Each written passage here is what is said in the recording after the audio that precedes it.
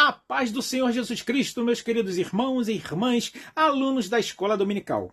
No próximo domingo estudaremos a segunda lição do terceiro trimestre, cujo título é O Livro de Ruth. Veremos a situação posicional do livro de Ruth no cânon sagrado, bem como o contexto no qual o mesmo foi escrito, enfocando Ruth como um exemplo de fidelidade, redenção e altruísmo. Preparados? Vamos em frente então. A sequência dos livros do Antigo Testamento passou por várias transformações até a formatação atual da Bíblia hebraica.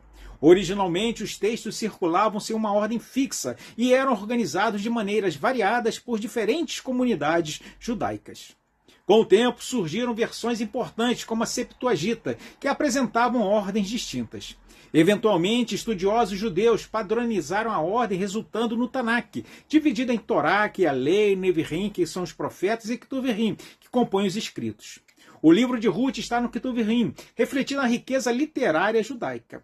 A organização do livro de Ruth varia entre a Bíblia hebraica e a Bíblia cristã. Na Bíblia hebraica, Ruth é parte dos Ketuvim, entre Juízes e 1 Samuel, seguindo uma organização temática e litúrgica. Já na Bíblia cristã, Ruth está entre os livros históricos, após Juízes e antes de 1 Samuel, seguindo a sequência cronológica dos eventos. O autor de Ruth é desconhecido, mas o estilo e o vocabulário sugerem que foi escrito durante a monarquia de Israel, possivelmente nos reinados de Davi ou de Salomão. A genealogia que liga Ruth e Boaz ao rei Davi implica que o autor conhecia a ascensão de Davi ao trono. A história de Ruth se passa nos dias em que julgavam os juízes, aproximadamente entre 1200 a 1020 a.C. Embora a composição do livro seja datada muito tempo depois, possivelmente durante o período da monarquia unida de Israel, cerca de 1000 a.C. O livro aborda discussões sobre a pureza étnica e a inclusão de estrangeiros na comunidade de Israel, com Ruth, uma moabita, destacando sua lealdade a Noemi e sua aceitação na sociedade israelita. O período dos juízes no qual foi escrito o livro foi marcado por ciclos repetitivos de desobediência, opressão, arrependimento e libertação.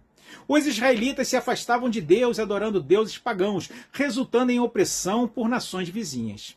Em meio ao sofrimento, o povo clamava a Deus e Deus os ouvia e levantava juízes para libertá-los, demonstrando assim tanto a sua justiça quanto a sua fidelidade. Entre os juízes mais conhecidos estão Débora, Gideão e Sansão. E apesar das vitórias militares, esse período foi marcado por decadência espiritual e moral. Após a libertação, o povo frequentemente voltava a se afastar de Deus, reiniciando o ciclo. Os juízes não eram reis, mas líderes escolhidos por Deus para trazer libertação em tempo de crise. E apesar das vitórias militares, esse período foi marcado por decadência espiritual e moral, falta de unidade e liderança. O livro de Ruth se destaca como uma história de fidelidade e redenção. Em meio à escuridão espiritual, Ruth demonstra uma fé notável em Deus e um profundo compromisso com Noemi. Essa narrativa contrapõe a infidelidade generalizada dos israelitas, destacando a importância da lealdade, do amor e da providência divina. O período no qual o livro foi escrito foi marcado pelo secularismo e pelo hedonismo. O secularismo é uma corrente de pensamento que defende a liberdade de acreditar ou não em uma religião, garantindo o livre exercício de todos os cultos, o que implica também que ninguém pode ser obrigado a respeitar dogmas ou normas religiosas. Por sua vez, o hedonismo é quando um cristão busca a satisfação de seus prazeres mais do que a busca a Deus, ou seja, ele coloca a busca pela sua própria felicidade acima de buscar a Deus, evitando o sofrimento a todo custo. O hedonismo é diretamente oposto à teologia da cruz. Essas duas correntes de pensamento, o secularismo e o hedonismo, levaram os israelitas à indiferença em relação a Deus, adotando costumes dos povos vizinhos e resultando em decadência moral e espiritual. A idolatria foi uma consequência natural, afastando-os da proteção e bênçãos de Deus. A falta de liderança espiritualmente madura causou grandes prejuízos, levando Israel a um ciclo de pecado e opressão. Em meio a esse caos espiritual, a vida de Ruth é destacada como exemplo de redenção. E essa redenção no livro é explorada de forma literal e tipológica. Literalmente, Boaz atua como o parente remidor, preservando a descendência de Elimeleque e garantindo o futuro de Noemi e Ruth. Tipologicamente, Boaz é um tipo de Cristo, redimindo e restaurando a humanidade através do seu sacrifício. A redenção em Ruth aponta para a redenção espiritual e a restauração da comunhão com Deus, elevando os pecadores da alienação espiritual para a reconciliação com Deus. Por fim, destacamos Ruth e Noemi como exemplos de altruísmo e fidelidade em um período de apostasia e iniquidade.